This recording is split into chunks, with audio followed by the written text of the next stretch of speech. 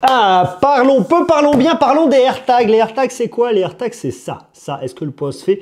Les AirTags, c'est ça. C'est cette espèce de petit tracker qu'on va pouvoir attacher à ses affaires, qu'on va pouvoir emmener partout avec soi facilement pour pouvoir savoir où sont ses affaires et avoir l'esprit tranquille et se dire je sais pas ce que j'ai fait de mes affaires, mais c'est pas grave parce que quoi qu'il se passe, ils ne seront pas perdus. Alors moi, ce AirTag, je l'ai attaché à mes clés grâce à un petit accessoire vendu par Apple. Regardez, je voulais attacher ici à mes clés, je l'ai ouvert, je l'ai glissé dedans comme ça.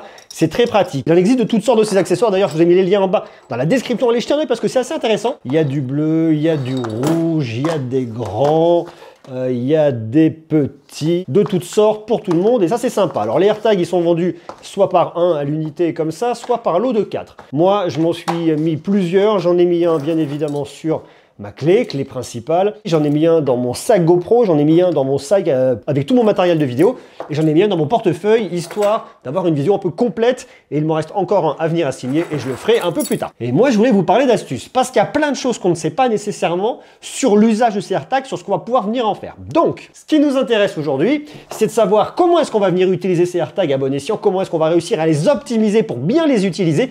Et en fait il y a plein de petites choses dont on ne se doutait pas au début sur le fait qu'on puisse être traqué, parce que oui, même si Apple vous dit que là-dessus vous ne serez pas traqué, alors c'est vrai que vous n'allez pas être traqué par des personnes étrangères, mais vous pouvez être traqué d'une certaine manière.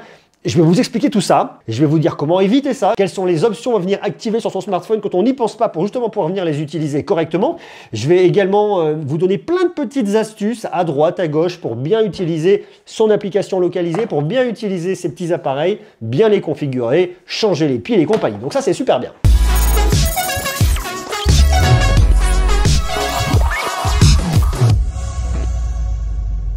La première astuce, elle coule de source, elle paraît assez logique, mais malgré tout, il faut quand même y penser, c'est de l'associer au bon objet. Je peux l'assigner à plein d'objets, appareil photo, bagage, ok, pourquoi pas casque audio. En tout cas, ce qui est sûr, c'est que c'est pas avec les AirPods Max que je vais le mettre dedans, vu qu'il n'y a pas rien pour le mettre en tout cas, si ce n'est une fois de plus, mais bon, accrocher ça à mon casque, ça me paraîtrait un peu bizarre. Clé, pour le coup, carrément, porte-pluie. J'ai du mal à comprendre, portefeuille, je l'ai glissé dedans, ça marche. Sac à dos aussi, c'est pareil, sac à main, ça marche. Vélo, c'est-à-dire qu'il vous faut une petite accroche, veste. Bon, pourquoi pas. Et après, c'est ce qui est le plus intéressant, c'est le côté personnalisé. Vous le mettez dans ce que vous voulez. Donc moi ici, je le mets en portefeuille parce que ça a un sens. Et effectivement, je le mets dans mon portefeuille, je glisse, je sais où est mon portefeuille. Si je l'ai perdu, je sais retrouver facilement ma carte bleue. Ça, c'est pratique. Donc il faut vraiment venir avoir cette logique en se disant, qu'est-ce que je vais venir en faire? Où est-ce que je vais venir le mettre? Pensez à ces réels besoins au-delà du côté un peu accessoire rigolo, parce que ça coûte quand même relativement cher.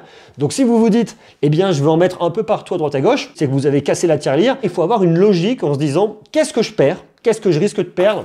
Les clés, plus. Mais au-delà des clés, qu'est-ce que je risque de perdre? Un sac, pourquoi pas? Un sac à main, un portefeuille, pourquoi pas? Un sac, 2 sacs, 3 sacs.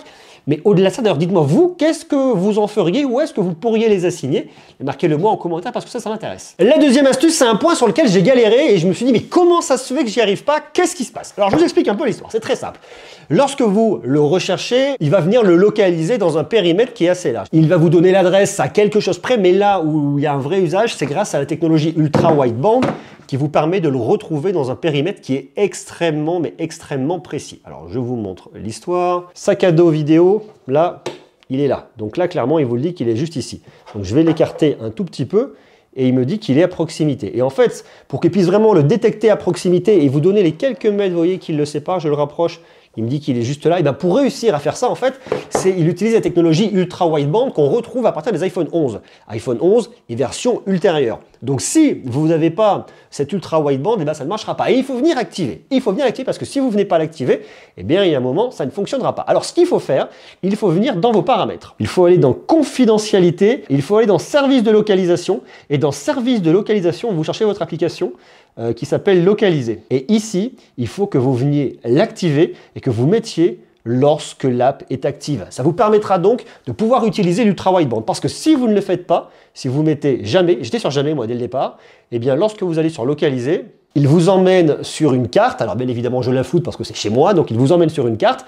Mais sur une carte vous voyez à peu près où il est, mais c'est pas extrêmement précis, ça ne vous permettra pas de le localiser chez vous. Donc il faut vraiment venir faire ça. Vous allez donc dans vos paramètres et vous mettez lorsque l'app est active. Et là vous allez pouvoir venir le localiser de façon très précise. Et là, il fait appel à l'ultra wideband et il vous le retrouve. Ça, c'est bien, c'est pratique. Donc ça, il faut vraiment y penser. Alors, il y a un autre truc qui est sympa. Justement, lorsque vous utilisez cette recherche à proximité grâce à l'ultra wideband, eh bien, des fois, on va galérer un petit peu. On va se dire, mais attendez, par où il faut que j'aille? Comment ça se passe? S'il y a un étage, est-ce que ça marche? Il y a une façon très maligne de venir l'utiliser, je vous montre. En fait, c'est comme sur une boussole. Je ne sais pas si vous avez l'habitude d'une boussole, mais c'est un peu le même principe. Il faut que vous alliez sur votre droite. Et c'est un peu un système comme une boussole. Regardez là. Pour vraiment marcher dans la bonne direction, vous faites matcher votre petit point là avec votre petit point haut. Donc vous tournez votre téléphone. J'aligne bien mes points. Voilà. Donc là, hop, je le tourne pour qu'il corresponde. Alors il me dit que c'est par là. En fait, il est là. Il me dit qu'il faut que j'aille là, je vais là, je vais là, je vais là. Ah, qu'est-ce qu'il me dit? À proximité. Voilà, là je sens vraiment les vibrations. Donc là, il vibre pour me dire que je suis à côté. Et là, il est ici. Hop là, je décale, effectivement, il est ici. Mais vous voyez, il y a vraiment cet aspect comme un côté un peu boussole pour venir le retrouver et utiliser la flèche. Voilà, quand on est bon, qu'on est aligné comme ça, on peut y aller. Mais si on se décale sur le côté, on n'est plus bon et là on sent plus la vibration. Donc c'est un truc tout bête, mais il faut avoir cette logique de boussole pour venir aligner les choses correctement et pour que ça marche. Donc moi ça j'aime bien, je trouve ça assez pratique. Donc ça fonctionne. Ok. Alors maintenant il y a un autre point qui est super intéressant, c'est lorsque vous vous retrouvez dans une pièce où vous n'y voyez pas grand chose, ça va vous proposer de venir allumer la torche. Vous faites localiser et là ce qui va apparaître, c'est un petit bouton pour venir annuler et un petit bouton pour le faire sonner. Je viens obstruer ici au niveau de mes caméras, il voit qu'effectivement il n'y a plus de lumière, il vous le marque. Il faut de la lumière. Et là, hop là, on appuie, il allume la torche et vous allez pouvoir venir retrouver les choses très facilement. Donc même si vous manquez de lumière, eh ben, soyez quand même rassurés, il vous fera apparaître cette petite icône torche qui n'apparaît pas classiquement, mais lorsque vous manquez de lumière, eh bien vous pourrez en avoir. Donc ça, c'est aussi très bien. Autre astuce qui paraît un peu toute bête, mais qui est quand même très pratique, lorsque vous êtes sur votre smartphone, vous voulez savoir où sont vos clés. Où sont mes clés, Siri? Je cherche clé de Aurélien. C'est très bien, Aurélien. Il est à proximité. Clé de Aurélien sonne en ce moment même. Et il vous fait sonner vos clés. Donc ça, c'est extrêmement pratique. Donc on peut également utiliser Siri pour venir retrouver ces objets très facilement, commande vocale, où que vous soyez. Alors il y a un autre point qui est extrêmement intéressant et dont je voulais vous parler, c'est-à-dire le fait de pouvoir traquer également vos objets sur iPad. Alors, je vous montre. J'ai un iPad Pro qui est la mise à jour 14.5. C'est important de venir faire votre mise à jour sur vos iPads pour que vous puissiez en profiter. Toujours pareil, version 14.5, sinon ça ne marchera pas, il n'y aura pas de prise en charge. Et là, vous allez pouvoir retrouver vos objets très facilement directement dans votre iPad. Donc ça, c'est bien. Donc ça, c'est le point positif. Maintenant, le point qui va être un peu négatif, je mets des grandes guillemets quand je dis ça, c'est qu'effectivement, avec ce petit objet-là, vous ne pouvez pas être traqué par des personnes tierces qui vont venir en poser un dans votre sac en loose day parce que ça va venir sonner, parce que ça ne fonctionnera pas. Donc ça, c'est vrai. Mais pour autant, il existe un moyen pour qu'une personne puisse vous suivre à distance. Je vous explique l'histoire, c'est très simple. Moi, par exemple, j'utilise ces différents objets. J'ai mon iPhone, j'ai un iPad Air et j'ai un iPad Pro. J'utilise les trois à la maison. Oui, absolument. Ce qui veut donc dire que lorsque je pars me balader avec mes clés ici, avec mon portefeuille, eh bien je pars dans la rue, j'ai mon iPhone avec moi, donc effectivement il n'y a pas de problème, tout fonctionne bien, l'usage est bon, mais pour autant chez moi, on peut, si on le souhaite, venir utiliser mon iPad pour savoir où est-ce que je suis en temps réel. Donc le suivi ne va pas se faire à partir d'un compte qui n'est pas le vôtre, il va se faire à partir de ce petit objet-là dans votre foyer. C'est-à-dire que si quelqu'un chez vous, quel qu'il soit ou quelle qu'elle soit, peu importe, décide de savoir où est-ce que vous êtes au travers de ça grâce à votre compte, parce que oui, moi ici, j'ai le même compte partout. C'est mon compte personnel Apple que je vais retrouver également ici. Eh bien, il est complètement possible de venir me suivre. Alors, j'ai fait l'expérience. J'ai posé mon iPad ici, j'ai ouvert l'application localisée et je suis parti faire un tour. Et vous regardez, c'est sans appel. Il y a un suivi, il y a un vrai suivi en temps réel. On voit où est-ce que je suis, on voit le tour que j'ai fait, on voit où étaient mes affaires, quel objet j'avais emmené avec moi qui comporte bien évidemment un AirTag, qui est assigné un AirTag. Donc on peut me suivre. Alors ça se passe au sein de son propre foyer. Il faut être sûr qu'au sein de son propre foyer, il n'y ait pas une personne qui cherche à savoir où est-ce que vous êtes. La seule façon ici de s'en prémunir, eh bien, je dirais, c'est de venir déconnecter votre compte sur votre iPad, par exemple, changer votre mot de passe pour qu'on ne puisse pas venir vous suivre et savoir où est-ce que vous êtes à votre insu. Mais c'est sensiblement la même chose que de venir traquer un iPhone et dire, ben, tiens, où est mon iPhone, où est mon iPad en temps réel sur le partage de localisation. Donc voilà, c'est la même chose. C'est une petite aparté. Ça n'a rien à voir par rapport à effectivement à ce que vous dit Apple en disant quelqu'un de tiers, quelqu'un qui peut être un collègue de travail ou je ne sais qui cherche à vous suivre en plaçant un dans votre sac, non, parce qu'il faut qu'il soit lié à votre compte, mais dès lors que vous avez le même compte, eh bien là par contre on peut vous suivre. Voilà, donc ça c'est un petit truc qu'il faut le savoir. Je n'incite pas du tout ces usages. Je tiens vraiment à le dire pour qu'on le sache et que justement on prenne les devants pour ne pas être suivi.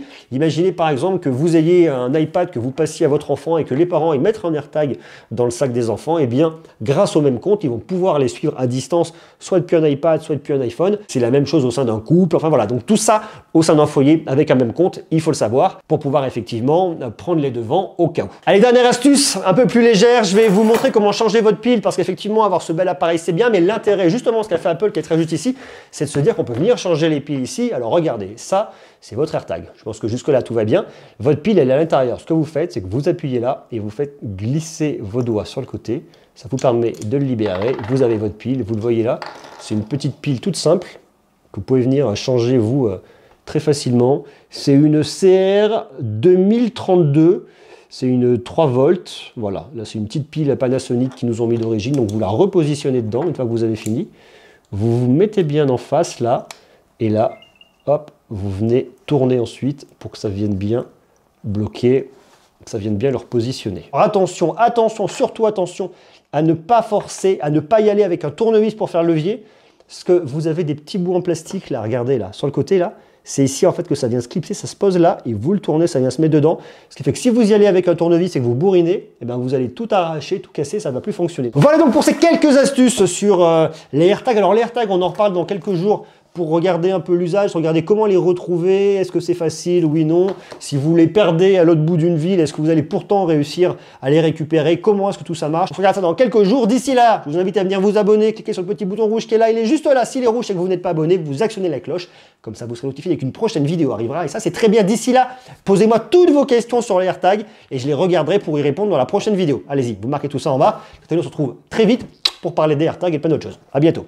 Ciao. Et n'oubliez pas, live Twitch, tous les jours de la semaine, tous les matins, c'est la bonne nouvelle.